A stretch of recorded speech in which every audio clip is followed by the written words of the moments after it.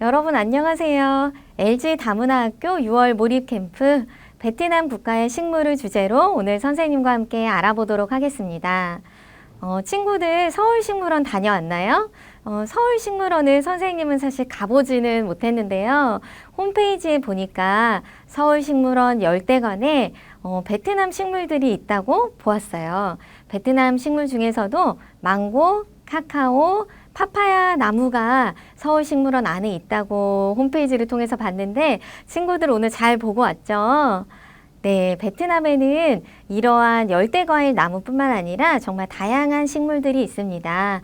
오늘 선생님과 함께 이러한 주제들로 함께 우리 베트남 식물들에 대해서 알아보려고 합니다. 먼저 베트남의 자연환경에 대해서 간단하게 보고 두 번째, 세 번째는 선생님이 직접적인 구체적인 식물들을 소개하는 시간을 갖도록 하겠습니다. 자, 베트남의 자연환경을 함께 보도록 하겠습니다. 여러분들이 알고 있는 것처럼 여기 선생님이 베트남 지도를 가지고 왔는데요. 여기 지도에 보면요. 베트남의 지형적 특징을 볼 수가 있어요. 이렇게 동서가 굉장히 좁죠. 그리고 남북은 굉장히 깁니다. 이것이 바로 베트남의 지형의 가장 큰 특징이 아닐까 생각을 하는데요. 이렇게 지형이 길기 때문에 북부에는 하노이를 중심으로 하는 북부, 그 다음에 다낭을 중심으로 하는 중부, 호치민을 중심으로 하는 남부 지역으로 나눌 수가 있습니다. 이렇게 나라가 길기 때문에 북부, 중부, 남부 날씨가 다 달라요. 기후가 다른 거죠. 자, 기후를 소개하면요. 북부는 선생님이 몬순 기후라고 적기는 했는데 쉬운 말로 하면 사계절이 있다는 의미예요. 우리나라처럼 추운 겨울은 없지만 봄, 여름, 가을, 겨울 사계절이 있습니다. 그래서 북부에서는 주로 과일이 나도 요렇게 과육이 단단한 과일들이 주로 재배되고 있고 쌀도 물론 잘 많이 나고 있고요. 조금 춥기도 하니까 추운 기온이 떨어지는 기간도 있으니까 이런 옥수수 같은 작물도 재배되고 있습니다. 그리고 중부는요, 한마디로 소개하면 중부는 기후가 좋지가 못해요. 일단 태풍이 많이 와서 피해가 많고요. 지형도 굉장히 험난해서 인구가 굉장히 적은 편입니다. 그 대신 중부는 이렇게 커피와 홍차를 주로 재배하고 있습니다. 자, 남부 기후는요, 1년 내내 여름입니다. 열대몬순 기후라는 거는 1년 내내 여름인데 건기와 우기 두 가지 계절이 있어요. 그래서 남부는 특별히 토지가 비옥해서 농산물이 잘 자라고 베트남 전체 농작물 중에 60%, 그리고 베트남 전체 쌀 수출량의 80%를 생산하는 지역이 바로 남부 지역입니다. 자, 그래서 선생님이 오늘 베트남의 식물들을 소개하려고 하는데요. 특별히 이 식물들을 통해서 베트남인들의 삶과 문화를 좀 엿볼 수 있는 그런 식물들로 선정을 해 보았습니다. 자, 첫 번째 식물은요. 자, 연꽃입니다. 연꽃은 베트남어로 화센이라고 하는데요. 자, 화 하면 꽃이죠. 자, 요 사진에서 보면, 이 그림에서 보면 이 연꽃 피지 않은 연꽃 봉오리예요. 자, 이게 이렇게 봉오리 연꽃이 피면 이렇게 예쁜 연꽃이 됩니다. 자, 연꽃은요, 베트남의 국화입니다. 우리나라의 국화는 무궁화죠. 네.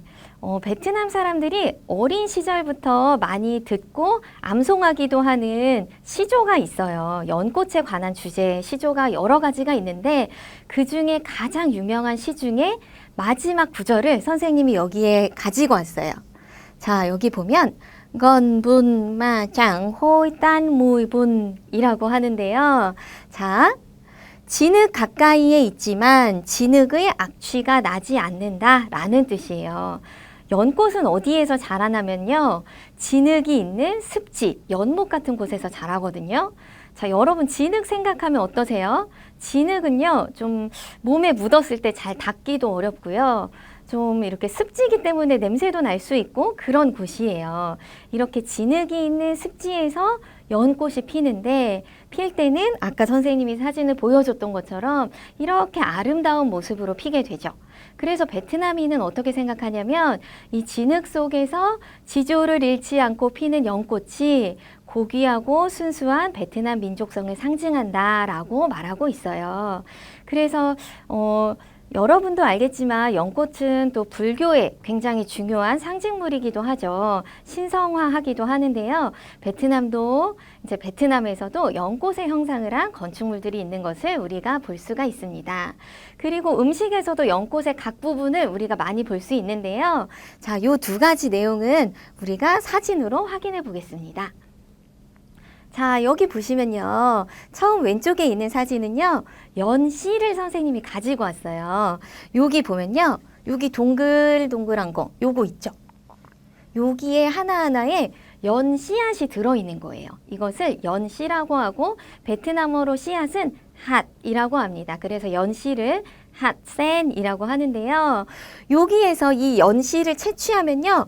요런 모양의 연씨가 나오는 거예요. 그래서 그 연씨의 껍질을 벗기면 바로 요 모양이 됩니다. 얘를요, 연밥이라고 부르기도 하고 연자육이라고 부르기도 해요. 그래서 친구들이 보면은 여기 보면 알 수 있겠지만 밥에다가 지금 연꽃 씨를 넣었죠. 이거 연꽃밥이라고도 부를 수 있고 또 이 이파리 있죠. 지금 여기에 있는 요게 지금 연잎으로 이 밥을 싼 거거든요. 밥을 연자육과 함께 연잎에다가 싸서 찌면 바로 연잎밥이 됩니다. 껌라센이라고 하는데요. 여기에서 이파리, 라, 껌, 여러분들은 껌 다 알고 계실 건데요. 껌은 밥, 라, 잎사귀, 이파리, 센, 연 해서 연잎밥이 되겠습니다. 그래서 연꽃은요, 굉장히 고수익 농작물이 된다고도 해요. 자, 그 다음에 베트남 사람들은 연꽃차도 많이 마십니다. 선생님이 전에 베트남에 오랫동안 살 때 연꽃차 한국에 많이 사와서 주변에 선물하기도 했었어요. 연꽃차는 짜화센이라고 부릅니다. 자, 그 다음으로는 연근 샐러드입니다. 우리도 연근 반찬 먹죠. 베트남 사람들도 이 연근 뿌리로, 연의 뿌리로 음식을 해 먹는데요. 여기 요런 거 흰 대 같은 거 보이나요? 요런 것들이 지금 연근의 연꽃의 뿌리예요. 그래서 연근 샐러드는 베트남어로 거잉어센이라고 합니다. 그리고 아까 선생님이 연꽃의 형상을 닮은 건축물이 있다라고 소개했었어요. 지금은 한 가지 사진만 가지고 왔지만 이것만 있는 것이 아니라 여러 건축물들이 있습니다. 자, 베트남어를 한번 보죠. 이 절의 이름이 주못꽃이에요. 주, 사원, 절, 못, 숫자 1, 꽃, 기둥. 그래서 한 기둥 사원 이렇게 되겠죠. 여기 보면요. 실제로 기둥이 하나예요. 그쵸? 보이죠? 기둥. 그리고 요렇게 퍼져나간 모습이 멀리서 봤을 때는 수면 위에 떠 있는 연꽃의 모습처럼 보인다라고 사람들이 하더라고요. 그래서 이거는 베트남 기네스북에 등재되어 있는 독창적인 건축 구조를 지닌 연꽃의 형상을 한 사원입니다. 일주사예요. 자, 선생님이 두 번째로 소개할 식물은요, 대나무입니다. 대나무는 꺼이쬐라고 하는데요. 꺼이 나무예요. 자, 요거는 대나무의 부분을 찍은 사진이고요. 자, 대나무의 전신샷입니다. 이거를 보면 대나무가 굉장히 약간 뭐 두꺼워 보이지도 않고 얇아 보이는데 휘어지지 않았고 높이 쭉쭉 뻗어 있잖아요. 자, 이 대나무를 베트남 사람들은 여러 문학 작품에서 베트남인의 정신을 상징하는 식물로 비유하고 있습니다. 베트남인의 정신을 상징한다고 해요. 여러분도 알고 있겠지만 베트남은 끊임없는 외세의 침략을 받아온 국가입니다. 자, 그렇게 길고 긴 침략의 역사 속에서 베트남 사람들은 자신들의 이 강인한 정신력으로 이 외세의 침략을 계속 대항해오고 세계 열강을 이기고 지금까지 이제 왔죠. 자, 이렇게 베트남인들의 정신을 상징하는 식물로 대나무를 베트남 사람들이 꼽고 있어요. 자, 이 정신을 상징할 뿐만 아니라 베트남인들의 정신을 상징할 뿐만 아니라 베트남이 전쟁을 할 때 전쟁의 무기로도 이 대나무가 사용되기도 했습니다. 여러분들이 좀 무서울까봐 선생님이 무기 사진은 가지고 오지는 않았어요. 자, 전쟁의 무기로도 사용되었던 대나무입니다. 자, 베트남에 이런 말이 있어요. 제 유냐, 제 유랑, 제 유nước 이라는 말이 있어요. 자, 여기서 서술어를 찾아보면 유, 유 자, 요렇게 있는데요. 제 대나무는 유냐 가정을 세우고 제 유랑 마을을 지키고 유nước 나라를 지킨다. 이렇게 대나무가 베트남 사람들의 강인한 정신력을 의미하기도 하면서 실제적인 전쟁의 무기로 사용되기도 했습니다. 선생님 생각에 이렇게 전쟁의 무기로 사용될 수 있었던 이유는 베트남 기후에서 생육하기에 적합해서 베트남 전역에서 대나무가 자라고 있거든요. 그래서 그런 것 같아요. 그래서 현대에도 베트남에서 대나무는 일상생활에서 굉장히 다양하게 활용하고 있습니다. 대나무 젓가락, 여러 가지 주방용품, 그리고 대나무 의자, 그리고 수상 가옥, 집안의 여러 가구들, 이런 데도 대나무가 사용되고 있고요. 대나무로 만든 악기, 그리고 대나무 서커스 같은 공연 예술도 있다고 하네요. 자, 다음으로 가면요. 여러분들에게 대나무통 밥을 소개합니다. 아까 연잎밥처럼 이렇게 대나무통 안에 밥을 넣고 쪄서 대나무의 향을 솔솔 느낄 수 있는 그런 대나무통 밥, 껌엄제라고 할 수 있습니다. 자, 세 번째 선생님이 소개한 식물은요. 여러분도 한 번씩 들어봤을 만한 식물이에요. 자, 쩌우나무, 까우나무라고 했는데 여기에 있는 덩굴잎이 쩌우나무예요. 얘가 쩌우나무고 여기에 있는 긴 나무가 까우나무입니다. 자, 이러한 쩌우까우 나무가 있는데요. 베트남에서는 이 쩌우까우를 씹는 풍습이 있어요. 자, 쩌우까우가 뭐냐면요. 아까 요 그림에서 본 것처럼 자, 먼저는 이 까우 나무에 열매가 있거든요. 이 까우 나무에 열매를 땁니다.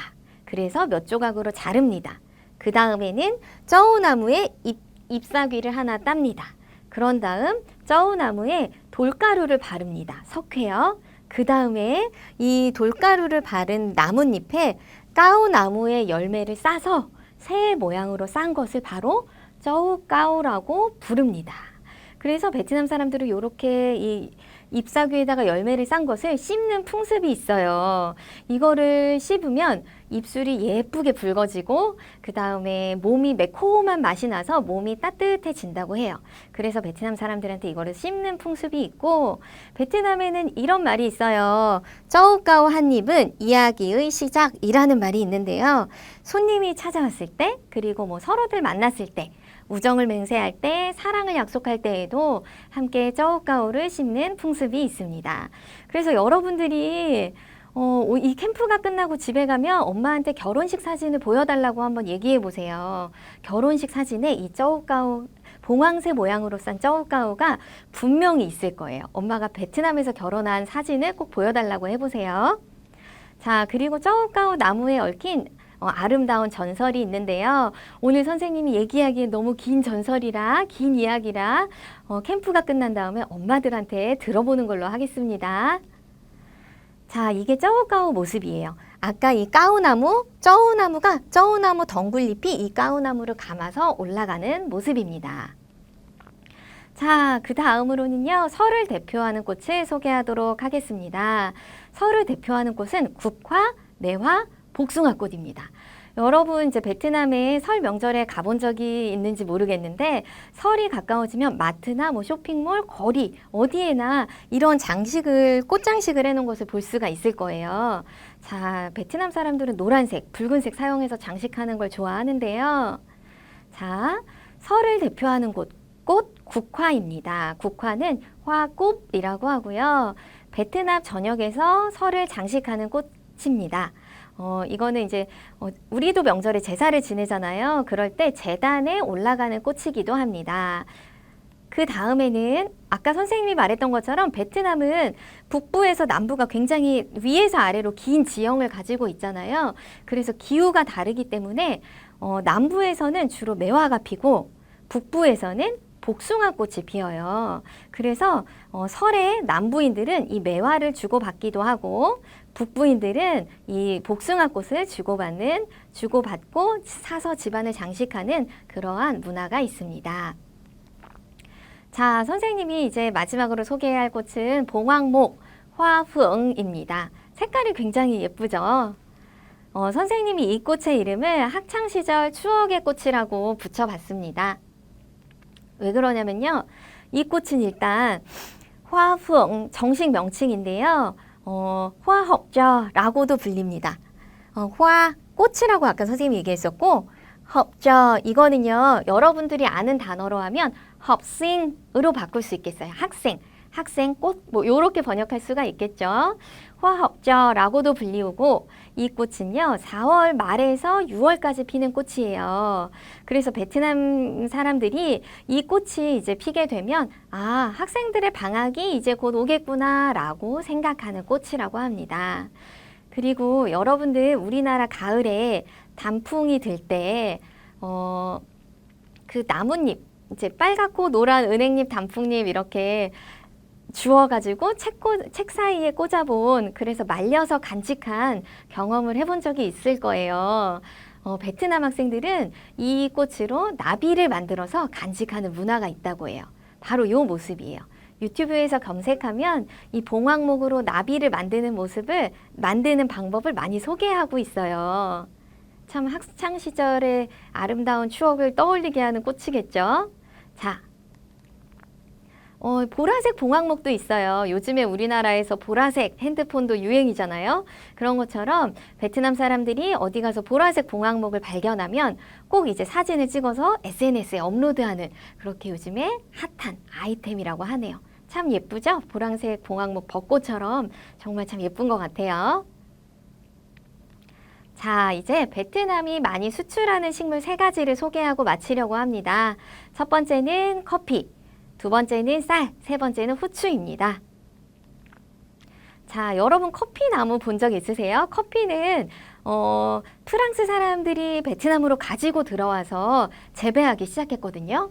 베트남 선생님도 이 커피 나무를 직접 본 적은 없어요. 근데 여기 베트남에서 이제 커피를 좀 베트남에서 많이 재배한다는 것을 알리기 위해서 올해 이렇게 커피 그림이 있는 우표를 만들었는데요. 첫 번째 사진을 보면은 꺼이 카페 하면 커피 나무. 두 번째는 커피 나무 꽃이 하얀색이더라고요. 화 카페. 자, 세 번째는 빨간 열매가 있는 과 카페 커피 열매.